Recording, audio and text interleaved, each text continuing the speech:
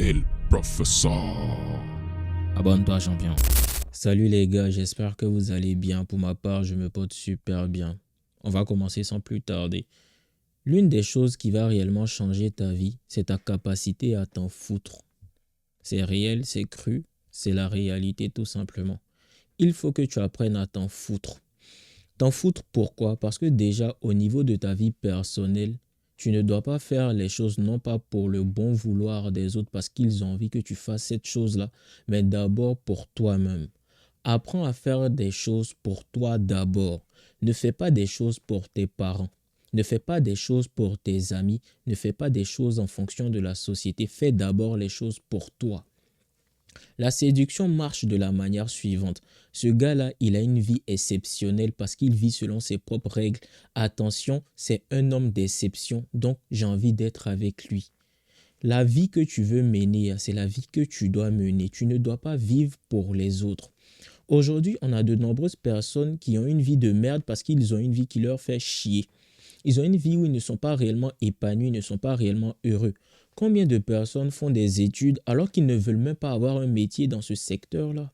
Combien d'hommes ont décidé de continuer à aller dans des écoles juste pour le bon vouloir de leurs parents? Ça ne sert à rien parce que tu ne seras jamais réellement épanoui en vivant la vie que les autres veulent que tu vives. Si tes parents décident de te mettre dans une école qui n'est pas en rapport avec ce que tu veux faire plus tard, décide de dire à tes parents « je ne veux pas le faire ». C'est ça être un homme. Tu ne dois pas vivre selon les règles qu'on va décider de t'imposer, tu dois vivre selon tes propres règles. Attention, ce que je suis en train de dire, c'est apprendre avec des pincettes parce que quand tu es jeune, tu ne sais pas forcément tout ce qui est bien pour toi, mais ça ne veut pas dire que tes parents doivent vivre leur vie qu'ils n'ont pas pu vivre à travers la tienne. On a certains parents qui sont aisés financièrement, donc ils vont te demander de suivre un chemin qui n'est pas le tien. Ils vont te demander de faire des études de droit, tu t'en fous du droit pourtant. Ils vont te demander de devenir médecin, mais toi tu n'as pas envie de devenir médecin. Tu dois prendre l'engagement de faire ce qui te plaît. Mais comment faire en sorte que ces parents-là comprennent ton choix? C'est en apportant des résultats concrets. Il faut comprendre que les parents, ils ne sont pas contre notre épanouissement.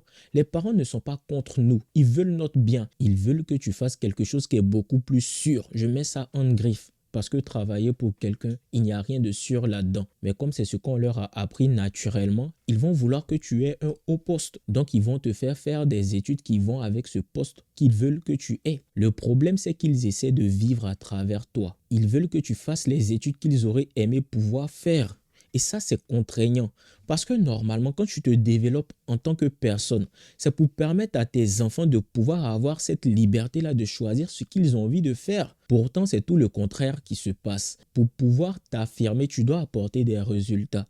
Tu veux commencer à te lancer dans l'art, commence à faire des tableaux et commence à les commercialiser. Tes parents ne pourront que suivre le mouvement parce qu'ils voient que tu t'impliques réellement. Un parent qui est réellement ton parent va t'accompagner dans ta démarche lorsqu'il va voir que tu fais vraiment des efforts pour atteindre tes objectifs. Le simple fait de venir dire par exemple « Papa, je veux me lancer dans l'art alors que tu ne fous rien » ne va pas l'encourager à t'épauler dans cette démarche-là. Tu dis que tu aimes l'architecture, mais tu ne fous rien pour prouver que tu es bon dans ce domaine-là. Il va te dire de continuer tes études de droit parce que tu délires là. Tu ne fais pas des efforts concrets pour montrer ce que tu aimes à tes parents. Au lieu de te concentrer sur l'architecture et être un maître absolu à tes 18 ans, tu as déjà des gros clients. Tu passes ton temps dans les boîtes, tu passes ton temps à chercher des femmes. Pourquoi tes parents vont te faire confiance alors que toi-même par rapport à ce que tu veux devenir, on n'a même pas la certitude que ça t'intéresse réellement? Ils ne vont pas te faire confiance. Et c'est pour cela que tu dois vraiment développer cette masculinité-là de te dire « je dois le faire, je n'ai pas le temps à perdre, je dois commencer maintenant ». Pendant que tes amis sont en train de s'amuser, gaspiller leur jeunesse, toi tu te dis que tu dois prouver à tes parents que c'est ce que tu veux faire. Et donc tu te donnes les moyens de leur faire accepter ce que toi tu veux faire toi. Mais ce que je suis en train de te dire là, sur le papier c'est facile, mais dans la vraie vie c'est difficile. Parce qu'à 20 ans, par exemple, tes amis seront en train de sortir, vont s'amuser avec les mousseaux, tout ça. Tu vas voir qu'ils vivent une jeunesse épanouissante où ils s'amusent tout le temps. Ça va te frustrer, toi. Et surtout, ils vont te dénigrer. Toi qui es jeune comme ça, là, tu es déjà pressé. Petit à petit, tu vas t'isoler parce que tu vas te sentir incompris. Tu vas sentir que tu es seul, mais tu dois t'en foutre du regard des gens parce que tu vois où tu veux aller. Tu as une vision. Et c'est pour cela que c'est important d'avoir une vision. Parce que quand tu as une vision, tu t'en fous de ce que les gens pensent maintenant. Parce que demain, ce seront les premiers à être fiers de toi. Aujourd'hui, tes parents ne sont pas forcément d'accord. Mais demain, ils seront d'accord avec toi. Ils seront fiers de toi parce que tu as poussé le rêve jusqu'au bout. C'est comme ça que tu dois réfléchir pour réellement te faire accepter des autres. C'est pas en te conformant à la règle. La vie est un choix. Soit tu fais comme tout le monde et justement tu auras les résultats que tout le monde a, ou soit tu décides de faire différemment et tu auras des résultats différents. Tu ne peux pas faire comme tout le monde et espérer gagner plus que tout le monde. Tu ne peux pas te comporter comme un homme pauvre et espérer être riche un jour. Dans ta tête, tu dois avoir la mentalité du riche. C'est pour cela que tu dois avoir une vision, je le rappelle. Parce que quand tu as ta vision de l'homme riche que tu seras demain, tu vas te conformer à cet homme-là aujourd'hui pour être cet homme riche-là demain. C'est dans ta tête que ça se passe. Et pour cela, tu dois t'en foutre de ce que les gens vont dire. Tu dois t'en foutre de l'opinion des autres. Après tout, c'est ta vie à toi. C'est pas leur vie. C'est ta vie. Faut pas oublier que c'est ta vie. Que tu réussisses ta vie ou que tu échoues, c'est ta vie. Mais tu ne vas pas échouer si tu as une vision claire de ce que tu fais. C'est ta vie avant tout. C'est pas leur vie. Quel que soit ce qu'ils vont dire sur toi, ça n'a d'impact que si tu considères ce qu'ils disent. S'ils parlent et puis ça marche, c'est parce que tu as décidé de considérer ce qu'ils ont dit. Si tu échoues réellement, c'est parce que tu as décidé de te concentrer sur ce qu'ils disent qui est néfaste. Mais si tu es concentré sur les aspects positifs de ce que tu es en train de faire, tu vas forcément réussir. Peut-être qu'au début, ça ne sera pas facile. C'est même pas peut-être. Ça ne sera pas facile. Ça ne sera pas facile. Dès le départ, ça ne sera pas facile.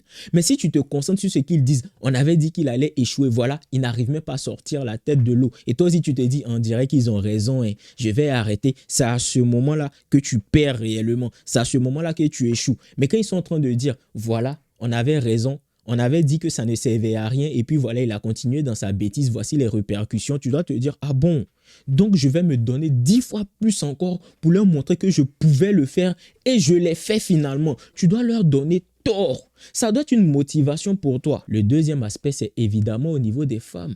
Quand tu n'en as rien à foutre de la femme en face de toi, c'est là qu'elle se comporte très très bien avec toi. La femme va essayer de faire quelque chose dès le départ de la relation, c'est jauger ton niveau d'intérêt pour elle et ce que tu es prêt à accepter. Quels sont tes points forts, quels sont tes points faibles.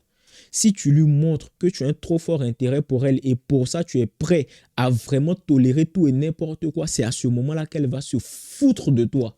Mais si tu lui montres que dès qu'elle fait une petite erreur, elle dégage, elle va très bien se comporter avec toi. Mais pour cela, tu dois être prêt à la perdre. Être prêt à la perdre, c'est t'en foutre d'elle.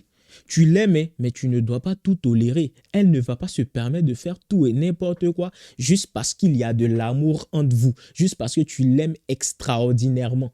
Ça ne marche pas comme ça. Tu l'aimes certes, mais elle fait des conneries, elle dégage. Tu l'aimes certes, mais s'il faut la remettre en place, tu la remets en place. Et dans ta tête, c'est un état d'esprit que tu dois avoir de t'en foutre d'elle. Ça veut dire que tu es là, tu n'es pas là, ma vie continue. Donc soit tu te comportes bien et puis notre vie continue à deux, ou soit tu te comportes mal et puis on se sépare, tu dégages.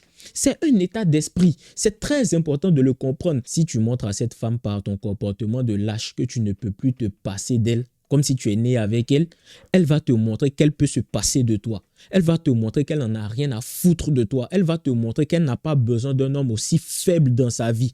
Comportement de mouton, réaction de femme qui va te détruire automatiquement. Elle n'est pas dans la demi-mesure, hein.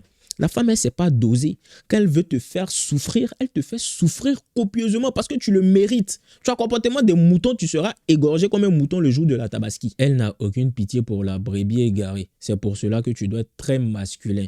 Ta masculinité t'oblige à t'en foutre d'elle. Parce que quand tu es masculin, tu attires des femmes naturellement. Donc tu t'en fous. Elle part, une autre va venir. Un homme qui est dans l'abondance, c'est comme ça qu'il réfléchit. Elle part, une autre va venir.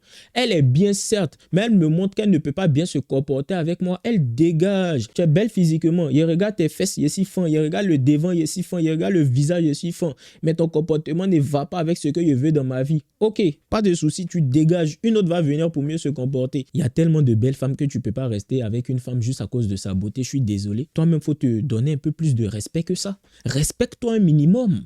La fille là te fait souffrir, la fille là se comporte mal, la fille là n'est pas alignée par rapport à tes valeurs, tes principes. Elle considère que tout ce qu'elle fait c'est bien, elle n'arrive pas à se remettre en question. Tant mieux pour elle, elle va aller faire ça avec un autre. Toi ça ne te convient pas, allez oust, Dégage. Faut t'en foutre réellement. C'est ce qui va te permettre de garder la femme soumise à tes côtés. Quand elle sent que tu n'es pas 100% acquis, c'est à ce moment-là qu'elle fait des efforts pour toi. Du moment que tu es 100% acquis et elle comprend que tu es prêt à tout faire pour rester avec elle, elle ne te respectera plus à partir de ce moment-là. C'est fini. Elle a besoin de sentir qu'elle ne te possède pas à 100%. Parce que c'est toi qui es censé la posséder en fait. Ça, tu ne le comprends pas. On va s'arrêter là pour aujourd'hui les gars. N'hésitez pas, mes liens sont en description pour ceux qui veulent aller plus loin. Ciao, prenez soin de vous.